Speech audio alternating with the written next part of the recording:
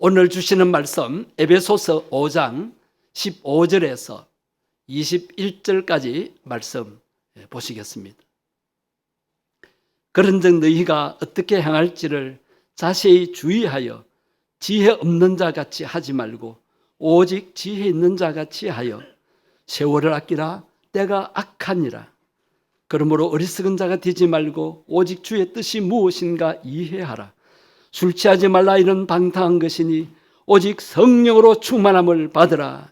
시와 찬송과 신령한 노래들로 서로 화답하며 너희의 마음으로 주께 노래하며 찬송하며 범사에 우리 주 예수 그리스도의 이름으로 항상 아버지 하나님께 감사하며 그리스도를 경외함으로 피차 복종하라. 아멘. 예수님을 잘 믿는다고 소문난 사람이 길을 가고 있었습니다. 갑작스럽게 윗지방에서 홍수가 났는데 강 이쪽에서 저쪽으로 건너가야 했습니다. 그런데 외나무 다리 하나뿐이었어요. 이 외나무 다리를 보니까 꼭 끊어질 것만 같았습니다. 그래서 하나님께 간절히 기도했습니다. 하나님 아버지, 저 외나무 다리를 무사히 건너게 해주시고 제 목숨을 살려주신다면 재산의 전부를 하나님 앞에 드리겠습니다. 그때 하나님의 음성이 들려왔습니다. 그럼 그렇게 하여라. 그래서 용기를 내어 외나무 다리를 건너기 시작해서 다리 절반쯤 왔습니다. 그런데 건너다 보니까 생각보다 다리가 튼튼하게 보이는 거예요. 그래서 하나님께 정정 기도를 드렸습니다. 하나님 아버지, 제가 너무 경향이 없어서 실수로 전 재산을 바친다고 했는데 취소하고 만일 무사히 건너서 목숨을 살려주신다면 제 재산의 절반을 드리겠습니다. 그랬더니 그럼 그렇게 하여라. 하나님의 음성이 들려왔습니다. 이제 어렵게 외나무 다리에 4분의 3 정도를 건너고 얼마 남지 않게 됐을 때에 이 사람의 마음에 갈등이 일어났습니다. 재산의 절반을 바친다는 것은 아무래도 무리야 하면서 하나님께 다시 기도를 드렸습니다. 하나님, 30판입니다. 한 번만 더 말씀드리겠습니다. 만일 무사히 건너게 하심으로 제 목숨을 구해 주신다면 재산의 4분의 1을 드리겠습니다. 반드시 드리겠습니다. 이 기도를 하자마자 외나무 다리가 우지끈 부러져서 두 동강이가 나서 이 사람이 흙탕물이 흐르는 강물 속으로 빠지고 말았습니다. 이 사람이 빠지면서 그랬답니다. 아이고 참 하나님 농담도 못합니까? 누가 지어냈는지 사람의 심리를 잘 나타내는 이야기라고 할 수가 있습니다. 사람은 참으로 간사한 면이 있다는 것입니다. 우리는 우리의 필요에 따라 하나님께 구합니다. 그런데 만일 우리의 필요가 채워지면 그만 감사를 잊어버리기 쉽다는 것입니다. 하나님의 자녀들은 어떻게 살아야 하겠습니까? 하나님의 뜻대로 살아야 되겠죠. 하나님의 뜻이 무엇이라고 성경은 가르쳐주고 있습니까? 제가 몇 주 전에 하나님의 뜻은 감사하는 것이라고 말씀을 드린 적이 있습니다. 자, 오늘 본문을 보십시오. 거기에도 하나님의 뜻, 주의 뜻이 나타납니다. 오늘 본문 17절을 먼저 보시겠습니다. 그러므로 어리석은 자가 되지 말고 주의 뜻이 무엇인가 이해하라. 자, 주의 뜻이 18절에 나옵니다. 18절에 술 취하지 말라. 이는 방탕한 것이니 오직 성령으로 충만함을 받아라. 자, 그러면 우리를 향하신 주님의 뜻이 뭡니까? 성령 충만하는 것이지요. 그런데 지난번에 말씀드린 데살로니가전서 5장 18절을 또 한번 보십시오. 데살로니가전서 5장 18절. 에베소서 5장 18절이 아니고 데살로니가전서 5장 18절. 범사에 감사하라. 이것이 그리스도 예수 안에서 너희를 향하신 하나님의 뜻이니라. 자, 두 번째로 범사에 우리를 향하신 하나님의 뜻이 뭡니까? 범사에 감사하는 것이지요. 하나님의 뜻이 두 가지입니다. 그런데 이 두 가지가 같은 뜻입니다. 자, 먼저 범사에 감사하는 것이 하나님의 뜻이라고 했는데 오늘 감사절이니까 이 감사에 관한 말씀을 조금 드리겠습니다. 하나님께서는 3대 절기를 지키라고 하시면서 이스라엘 백성들 하여금 감사를 표현하도록 하셨습니다. 자, 6월절은 애굽에서 이스라엘 백성들을 구원해 주신 은혜에 감사하는 절기입니다. 그리고 맥주 감사절, 추수 감사절은 풍성한 곡식을 1년에 2번 주신 것에 대한 감사를 표현해 드리는 절기입니다. 자, 오늘 맥주 감사절을 맞으면서 여러분들은 지난 반년 동안 하나님께서 베풀어 주신 은혜를 헤아리면서 감사 제목들을 생각해 보셨을 것입니다.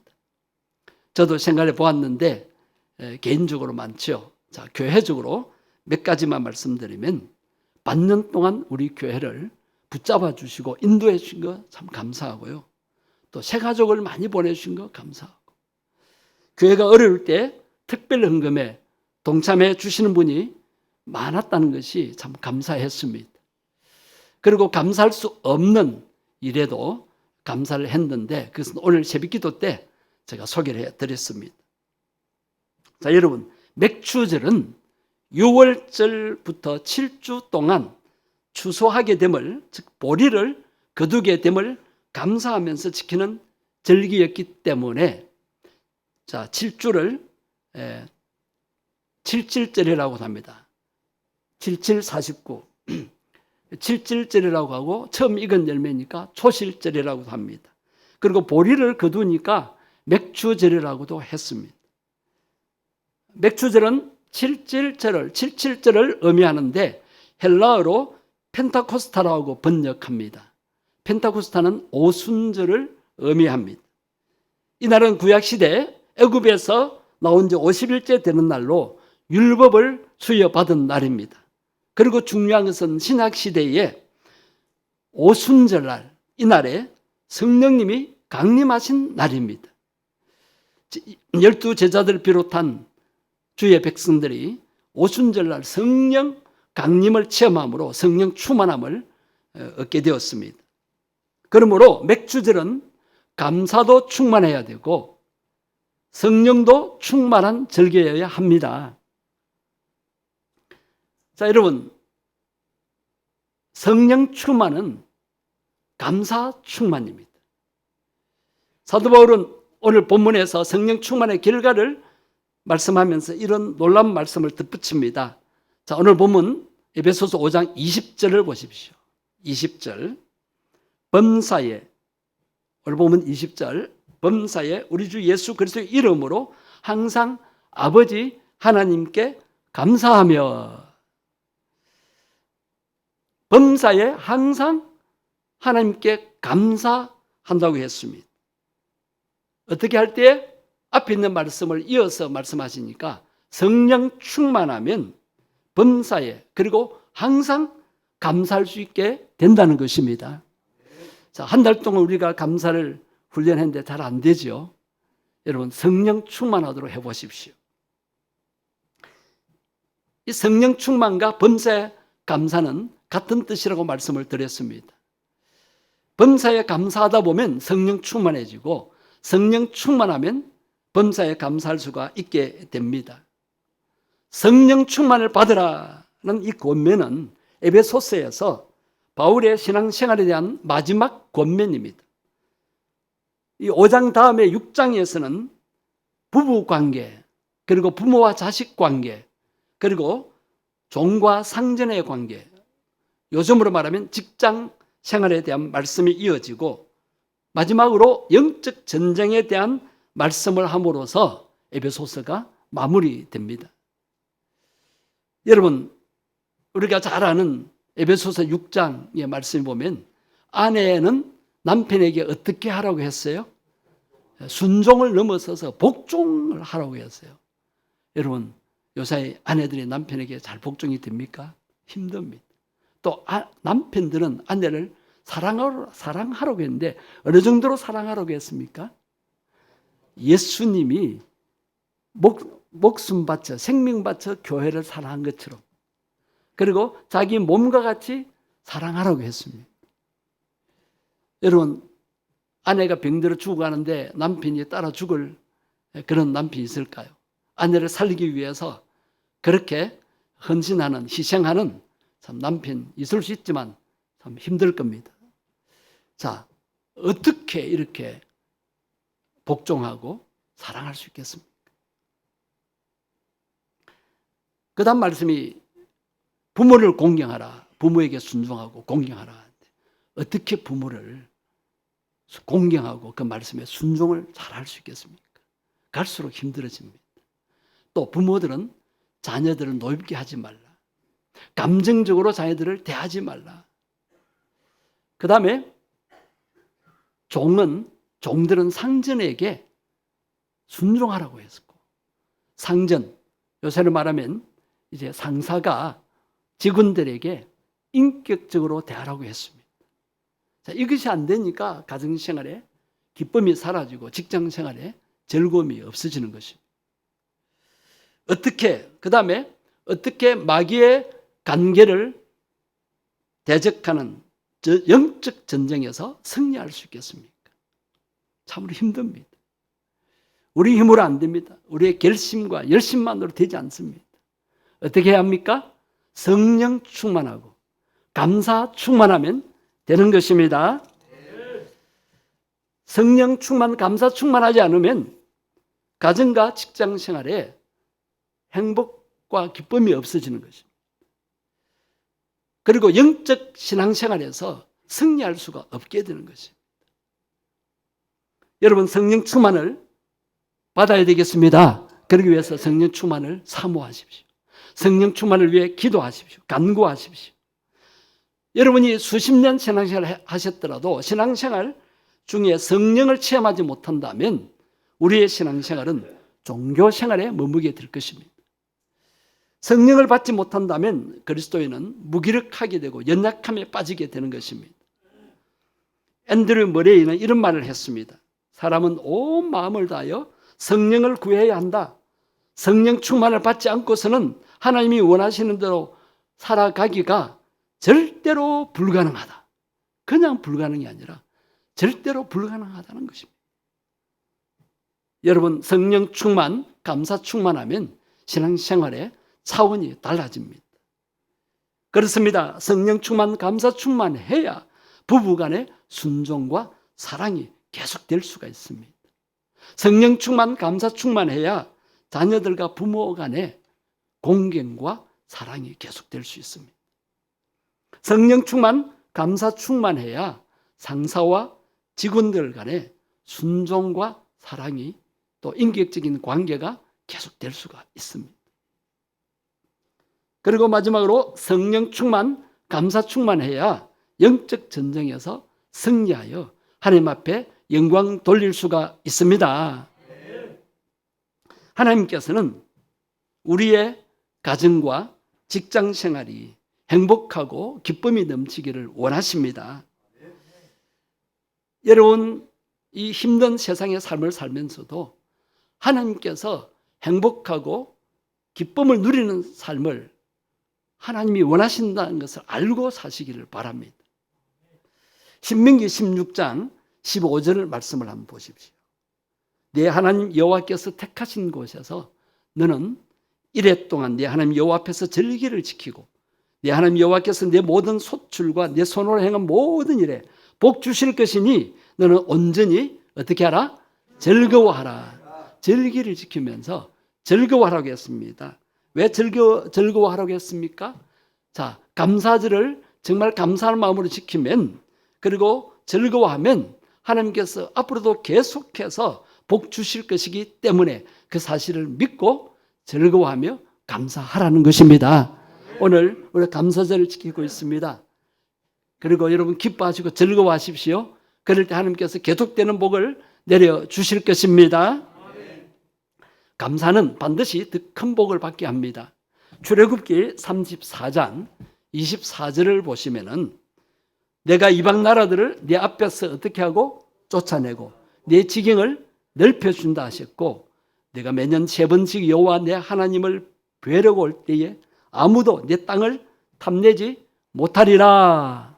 한마디로 말씀하면 하나님께서 그 백성들을 대적들의 위협으로부터 보호하시고 또 지경을 넓혀주시는 축복을 주시고 아무도 하나님이 주신 그 땅을 탐내어서 빼앗아 가지 못하도록 지켜주신다는 말씀입니다.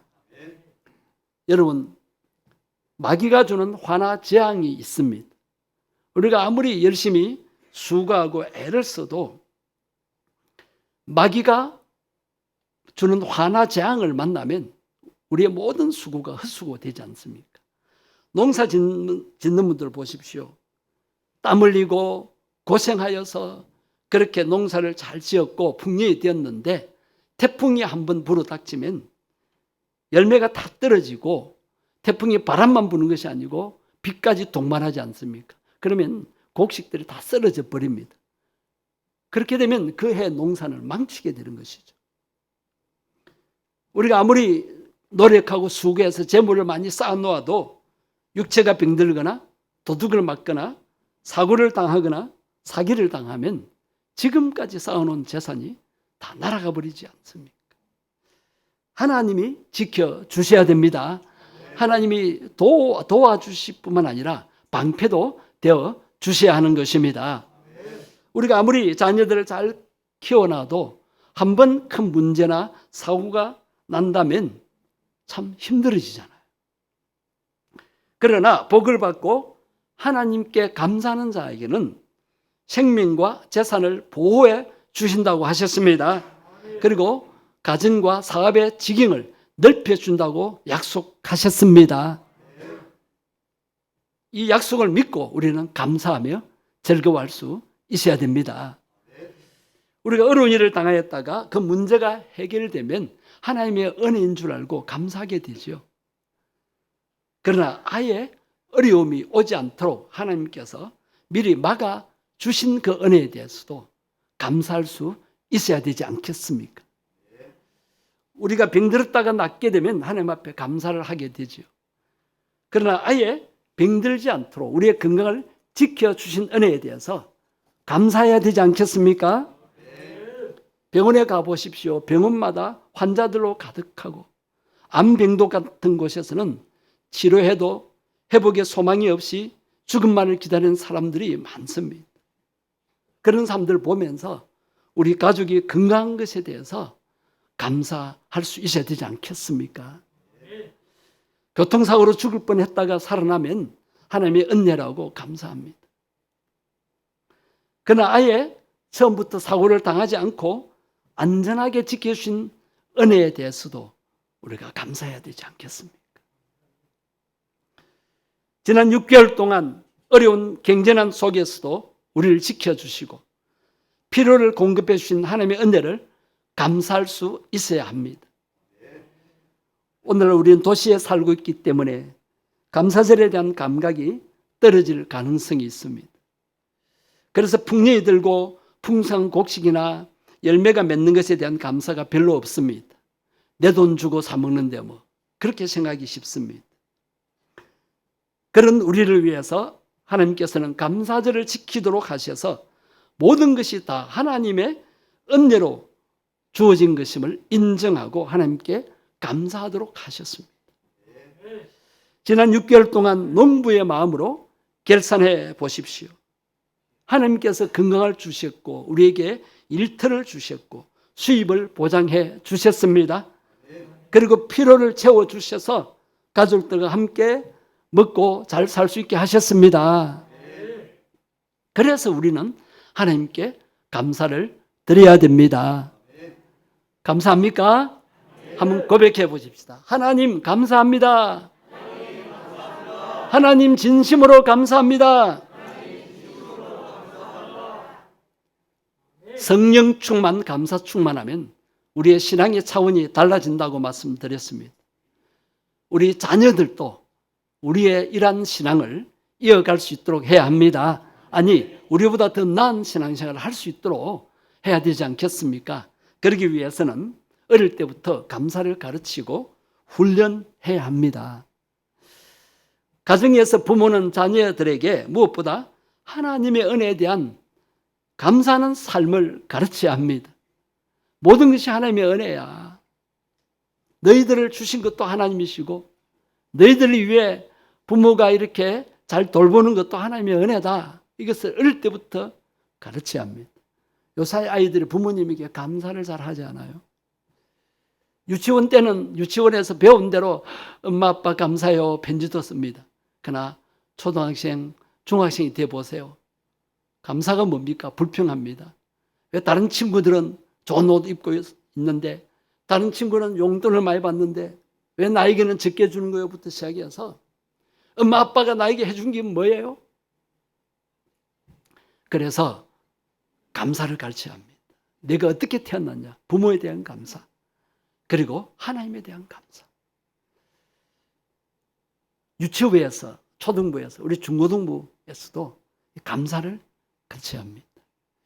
유치부에서, 우리 교회 유치부에서 한 어린이가 이제 간식을 먹을 때마다 예수님, 하나님, 감사합니다. 그 기도를 배웠어요. 자, 북한 유치원에서는 간식을 받아 먹을 때 누구에게 감사해요? 지도자, 동지, 수령님, 인간에게 감사합니다. 그러나 우리나라에서는 하나님께 감사를 드리죠. 이 아이가 집에 와서 우리 교회 유치부에서 배운 대로 엄마 아빠 사랑해요. 엄마 아빠 나를 낳아주시고 나를 길러주셔서 감사해요. 그러니까 엄마 아빠가 뿅 갑니다. 이 유치원, 이 샘물교회 유치원은 참 좋은 곳이구나. 열심히 보냅니다. 이 아이가 계속해서 엄마 아빠 사랑한다고 고백하고 감사한다고 고백하면 계속 보내게 되고 그 부모들도 참 좋은 교회구나 하고 오게 되는 것입니다. 예. 목회자가 가장 중점적으로 교인들에게 가르쳐야 할 것은 감사하는 삶입니다. 여러분의 삶에서 습관적으로 하는 불평, 원망이 다 떠나가게 되기를 바랍니다. 불평, 원망의 습관은 다 버리기를 바랍니다. 이제 성도답게 교회 안에서도 아이고 감사합니다. 아이고 고맙습니다. 이런 말을 해야 됩니다. 왜 그래? 그런 말 하면 안 됩니다. 왜 그래? 그러면서 불평, 원망하는 말을 이제 삼가하셔야 됩니다. 밖에 나가서도 우리가 세상 사람들과 구별된 성도잖아요. 세상 사람들 다 불평하고 원망해도 우리 성도들은 웃으면서 감사합니다. 기분 나쁜 말을 들을 때도 감사합니다. 속이 상할 때도 감사합니다. 저도 한 달 동안 성도들과 말씀으로 무장하고 훈련하면서 감사를 이제 해왔는데 어느 순간에는 속이 상하면 순간적으로 화가 나요. 하나님 제가 아직 못 죽어서 그렇습니다. 그러면 제가 감사해야 되는데 감사 못한 거 감사합니다. 제가 부족해서 이 모양이 오니 불쌍히 여겨 주옵소서로 기도합니다. 그래요. 감사 훈련하니까 감사가 잘 되기도 했지만 정작 감사를 결심하고 감사하려고 하니까 마귀란 놈이 가만히 있지 않습니다. 자, 여러분 오늘 말씀드린 대로 감사하면 누가 역사하십니까? 성령님. 성령님이 역사하시면 놀라운 역사 일어나잖아요. 누가 제일 싫어합니까? 사탄 마귀입니다. 그래서 가만히 안 둡니다. 감사 못하도록 불평 원망하도록 계속 우리 마음을 장악합니다. 그럴 때 우리는 성령 충만하도록 기도해야 합니다. 그리고는 예수 이름으로 나를 방해하는 악한 영은 떠나갈지어다. 감사 못하도록 방해하는 악한 영, 불평 원망하게 하는 악한 영은 떠날지어다. 예수 이름으로 떠날지어다. 그런 기도를 드려야 합니다.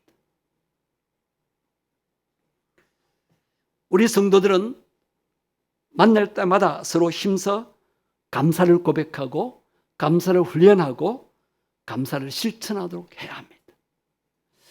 감사는 여러분의 삶이 되어지기를 바랍니다. 왜 그렇게 해야 합니까? 그런 배움과 감사에 대한 배움과 훈련이 없으면 천성적으로 사람은 불평하고 원망하는 길로 가게 되어 있습니다. 계속 감사를 배우지 않냐면 금방 감사를 잊어버리게 되고 그렇게 마음밭을 가꾸지 않으면 불평의 잡초가 저절로 우리 마음속에서 생겨나는 것입니다. 그것은 악한 영인 마귀가 그렇게 하는 것입니다. 사랑하는 성도님 여러분, 2023년 맥주절을 맞아 하나님의 은혜를 생각하며 날마다 범사에 감사하며 살 수 있게 되기를 바랍니다. 성령 충만, 감사 충만하기를 원합니다. 그리하여 기쁨과 행복한 삶을 살아가시기를 주의 이름으로 축복합니다.